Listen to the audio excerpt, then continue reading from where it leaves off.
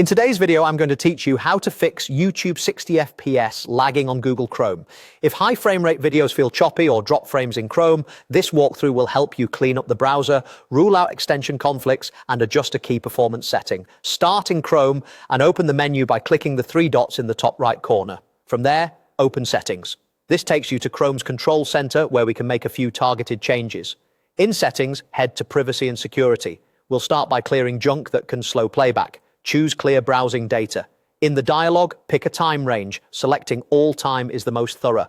Make sure cached images and files is checked. You can include cookies and other site data if you're comfortable signing back into websites afterward. When you're ready, click Delete Data. This removes old cache that can cause playback hiccups or mismatched video settings. Next, open Extensions. You can find it from the left sidebar or by entering the Extensions page from Chrome's menu.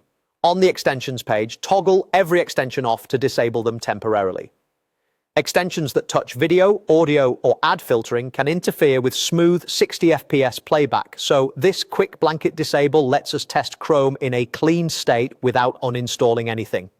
Return to the Settings tab. Now go to System. Here, turn off the option to use hardware acceleration when available, effectively disabling graphics acceleration. Some graphics drivers and GPUs don't play nicely with Chrome at 60 frames per second. Turning this off pushes Chrome to use a more stable rendering path. After you change this, Chrome may prompt you to relaunch. Go ahead and allow it so the change takes effect. With those adjustments made, try a 60 FPS YouTube video again.